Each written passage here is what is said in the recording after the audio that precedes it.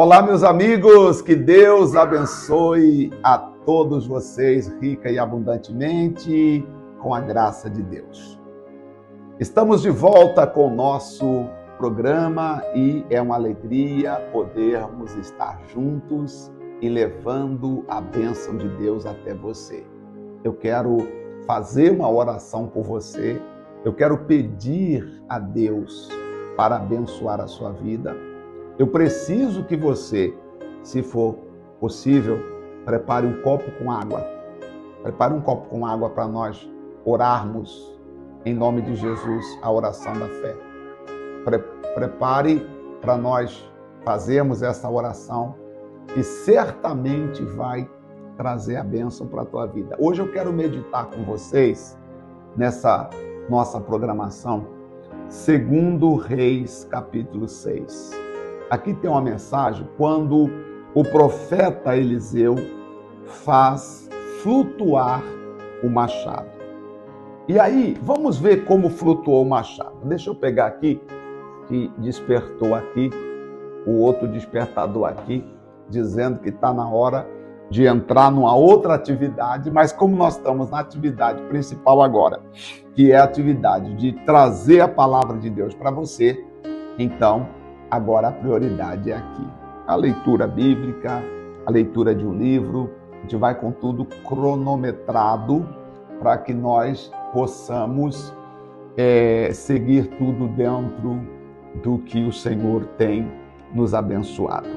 2 Reis, capítulo de número 6, diz o seguinte: disseram os discípulos dos profetas a Eliseu: eis que o lugar em que habitamos contigo é estreito demais para nós. Eu gosto dessa parte porque eles sentiram a necessidade de ampliar o lugar em que eles estavam habitando. Muitas pessoas convivem com tantas coisas e não conseguem perceber a necessidade de ampliar. Eu gosto dessa frase, ampliar, melhorar, até porque eu fico imaginando o meu passado, onde eu nasci, lá na roça. Esses dias até eu tive um sonho, assim, eu acho que talvez a gente ficar imaginando, diz a Bíblia que das muitas ocupações vêm os sonhos, né? E a gente fica pensando, às vezes, lá atrás, quando era criança, onde passamos, qual era a perspectiva que tínhamos. Quando dizíamos que iríamos fazer alguma coisa, alguém dizia, não tem como, não vai conseguir, não vai dar certo, não é por aí. E nós, hoje, olhando o que Deus tem nos usado para fazer, nós olhamos e falamos assim, poxa Deus, o Senhor é simplesmente fantástico. E aí eu tive um sonho lembrando ali da infância, aquela infância difícil, aquela coisa difícil, mas sempre pensava o seguinte, um dia há uma mudança. Eu tinha muito medo do inferno e eu olhava para o céu, e aí os meus pais, quando queriam colocar medo, fazer a gente obedecer, colocava medo, olha, cuidado com o inferno e o mal e etc. Deus vai mandar castigar vocês e etc. Então, eu tinha muito medo, mas eu olhava para o céu de vez em quando e quase sempre acreditava assim, há uma saída, não acredito que quando a gente morre acaba. Eu acredito que quando a gente morre deve ter uma outra coisa, deve ter uma outra vida. Olha que eu era criança, 7, 8 anos, cabeça de criança, talvez ninguém acreditasse assim no que talvez você ouvisse na minha cabeça naquele tempo. Esse menino está pensando isso. Mas eu ficava pensando, falava, poxa, deve ter uma outra vida. Porque no interior nós tínhamos muito medo quando morria alguém, sabe? Nossa, Deus, quando morria alguém, eu lembro de algumas pessoas que morreram, gente, meu Deus, e aquilo trouxe muito pânico para nós, porque era tudo muito simples. Era muito simples, tudo muito simples. O caixão era uma tábua de madeira. Quem fazia o caixão eram as próprias pessoas ali perto mesmo que faziam. Então era uma coisa muito artesanal, era uma coisa muito feita assim, de maneira caseira, vamos assim dizer. E dava muita... Não é como hoje que coloca, que você faz todo um trabalho no corpo da pessoa que morreu. Então eu tinha muito medo. Poxa vida, quando falava que morreu alguém, eu já ficava desesperado, porque às vezes a minha mãe e meu pai iam, porque era vizinho e eles iam, e aí era o meu desespero, que eu não ficava sozinho, e depois tinha que dormir no cantinho da cama dos meus pais. Mesmo assim, às vezes não conseguia dormir, fechava o olho e ficava vendo aquelas coisas. E eu lembro que às vezes eu ficava pensando assim, falava, não, mas deve ter uma outra vida após essa, não pode ser. Quando eu fui para a igreja aos 17 anos, eu descobri exatamente que o que eu pensava é a verdade. O que eu pensava é o que a Bíblia diz, porque a Bíblia vai nos ensinar que depois que nós morremos aqui, não terminou. Depois que nós morremos aqui, começa, porque começa então a vida eterna. E foi quando então eu passei a pensar e acreditar, e assim foi simplesmente lindo amar esse Deus. Mas trazendo o resumo aqui para cá, então veja que a minha mente sempre ampliava, sempre pensava, sempre acreditava.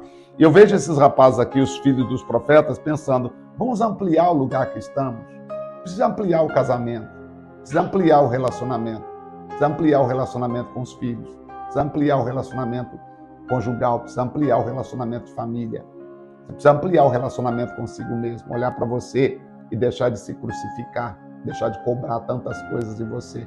Precisa olhar para você e falar assim, não, peraí, alguma coisa pode mudar aqui na minha vida, tem como mexer nisso, tem como mudar aquilo, tem como fazer isso, tem como fazer aquilo. Nós precisamos ampliar o lugar em que nós estamos. Se nós não ampliarmos, o lugar vai ficar estreito demais. Você percebe que não dá para você trazer coisas do passado para a tua vida?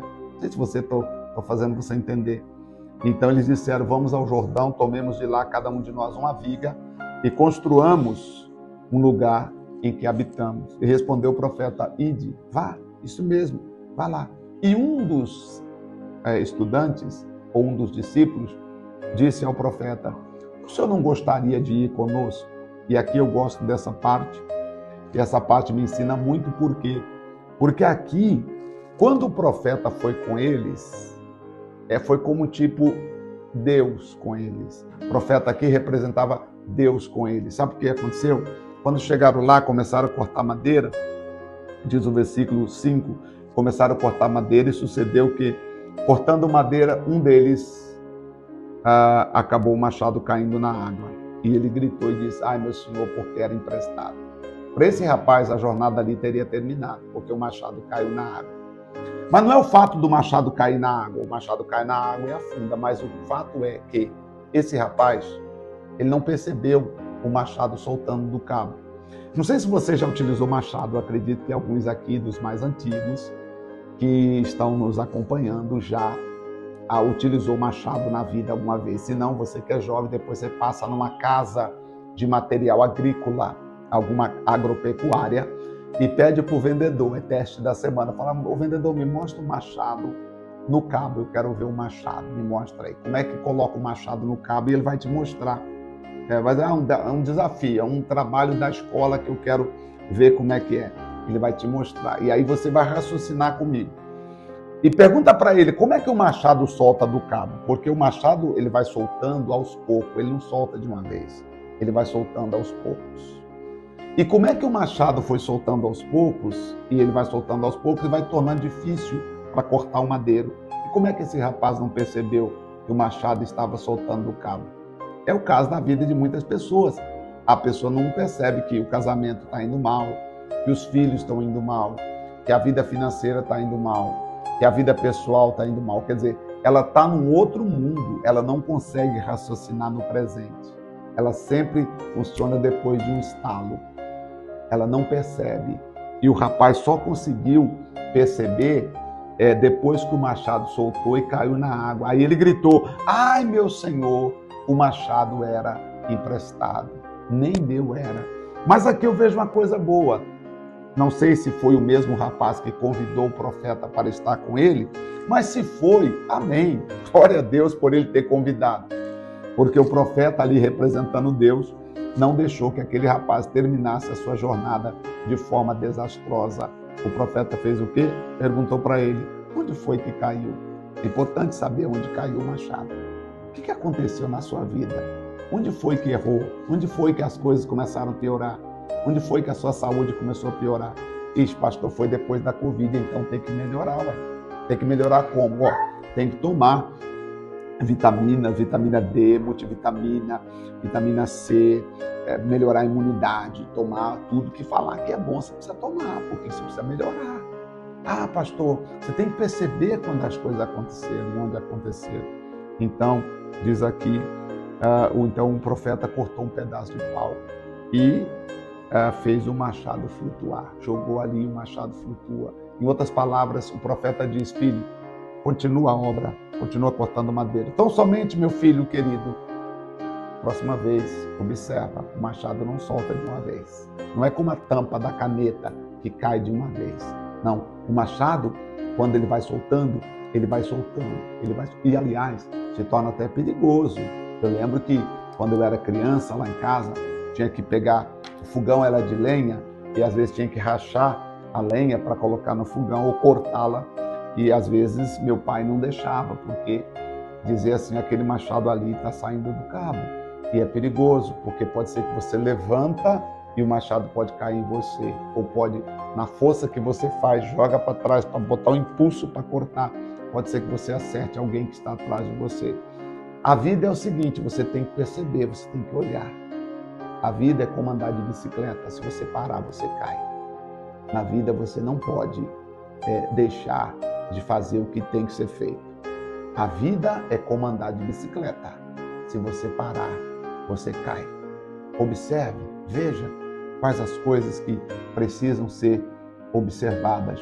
E vamos fazer com que essa nossa trajetória seja uma trajetória de sucesso, uma trajetória de vitória, em nome de nosso Senhor e Salvador Jesus Cristo. Eu quero fazer uma oração por você agora. Quero pedir ao nosso Deus que venha abençoar você. Você preparou o copo com água aí? Não conseguiu preparar? Preparou? Não.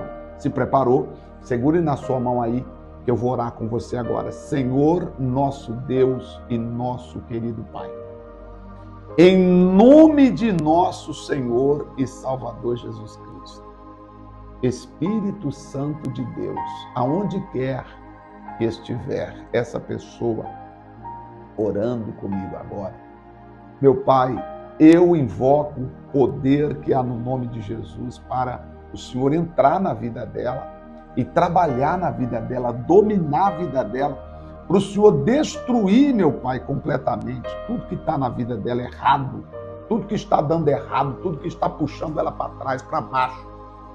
Em nome de Jesus Cristo de Nazaré, eu paraliso toda e qualquer ação do diabo.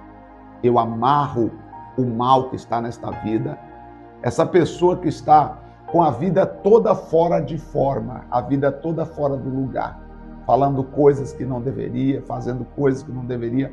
Ó Deus, ajude esta pessoa. E eu te peço, meu Pai, coloque a tua bênção na casa de cada um. Agora, sobre o copo com água, eu te peço, meu Deus, abençoa, unge, consagra, meu Deus, esta água, para que toda pessoa que beber desta água seja consagrado. Em o nome do Pai, do Filho e do Espírito Santo, meu Deus. Todas as pessoas que estão orando conosco agora, recebam a bênção de Deus em o nome do Pai, do Filho e do Espírito Santo. E isto eu peço para a honra e glória de Deus. E aos que creem, digam amém, e assim seja. Graças a Deus. Louvado seja o nosso Deus. Deixa eu te falar uma coisa interessante. Olha, pense como eu disse aqui. A vida é como andar de bicicleta. Alguém disse isso e é verdade. Se você parar de pedalar, você cai. Ou se você parar, você cai. Então, é bom que nós estejamos sempre atentos, olhando para a direita, olhando para a esquerda, cuida aqui, cuida ali. Não leve a vida como se só você existisse. Não, você precisa olhar ao redor. Chamamos isso de ter uma visão periférica. Na vida precisamos disso. Quero desejar que você tenha muita paz, muita saúde, muita prosperidade.